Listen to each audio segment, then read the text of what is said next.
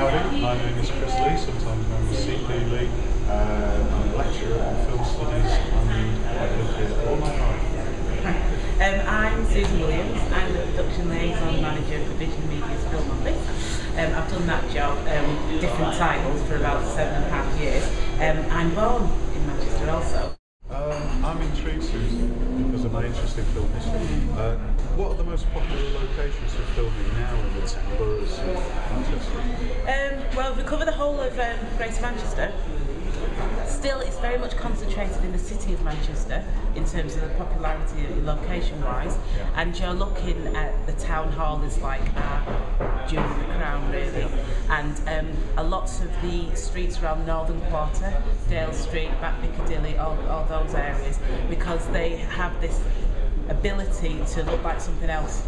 Yeah. So they're either going to look like old Victorian London, or they look like, you know, New York.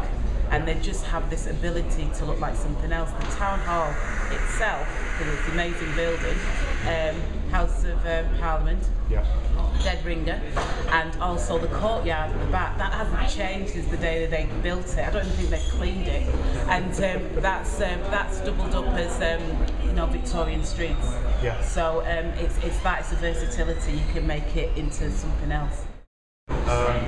Interestingly, I played a Tory MP. Did you? Which didn't actually get to speak in Houses of Parliament in Scandal, which was a great movie. John Hurt, fantastic film. And that used the Granada set of the Houses of Parliament. And I was drafted in because my moustache was much larger then. And I fitted the part. Well, Alfie was filmed here, wasn't it? Yes, it was. Again in the Northern Quarter. Yeah, in the Northern. That was the other side of the Northern Quarter, you know. But yes, that filmed there for about. It took them longer to build the set than actually to film there. But I think that's what really started to get big production companies thinking about Manchester as a location, and the fact that Manchester can actually absorb that kind of, you know, that amount of people and that kind of facilitation. So it just makes Manchester, you know, a really film-friendly city. Susan, which is your favourite movie that you've worked on? That'll probably be the last one, actually, Captain America, just by sheer scale. It was just massive, absolutely huge, and the fact that the city could accommodate it so easily was really, really impressive. They equated it like having a studio backlot in the middle of a city, and they said there's no way you could have even contemplated doing that in London. So I think it's a real feather in our cap that we managed to pull it off.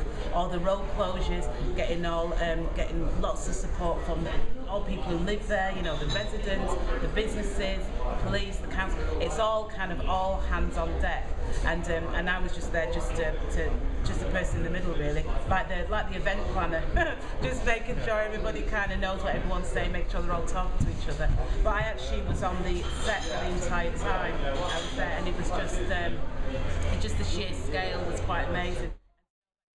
If you look at a film like Granada City, it uses locations in Levenshulme, Burnham, Didsbury City Centre, Rochdale, Salford, wherever. Do you think there are locations that filmmakers could make more use of in this area? I'm surprised nobody uses the canal system. And there's, you know, we've got like, you can get from one side of the city to the other just by going to using the canals. And hardly anyone uses it. They use that little basin in Castlefield, and it's usually to drag up a dead body or something in a crime show or something. And I always wonder why they never use any of that, because I think it's very atmospheric, and it's probably quite cheap to use as well, you know. So sometimes I think people need to broaden their own kind of location knowledge, because there's a lot of things out there that people aren't aware of. Right, I've come across this term recently, Jollywood. Would you explain it to me, please? Yeah, it's a giant sign written on the hills overlooking Manchester. It was the name that the locals in rush hour gave to the studio down there, Jollywood, Hollywood. Jollywood because they made comedies. They also used to call it the Corn Exchange because the jokes were so bad. But it reflected an idea that Manchester created northern comedies, and they used stars like Frank Randall and Northern Evans, Tessie O'Shea, and they represented these ideas of northerners. Johnny Blakey said he was making northern films for northern people, and they regularly outdrew Hollywood at the box office. They were big successes. in a modern era, that idea of Jollywood, it's still there with people like Peter Kay, Jason Manford.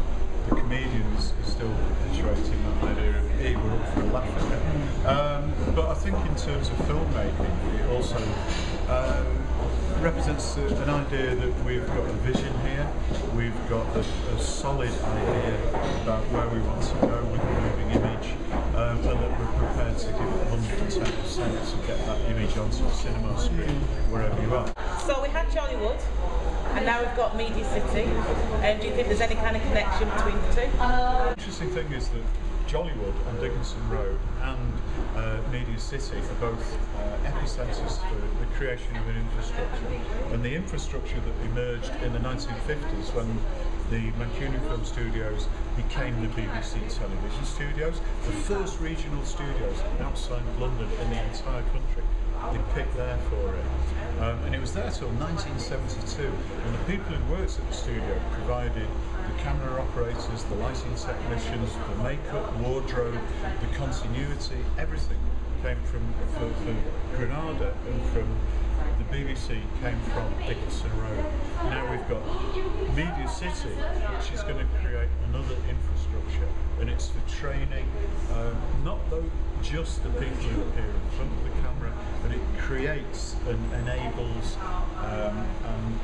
and enhances the people who make the programmes, make the films, the backroom people who we never think about. That they come from somewhere, and they're all being drawn into these epicentres by the creative magnetism that's going on. Stuff's being done in Russia, stuff's being done in Salford. Go there and be part of it.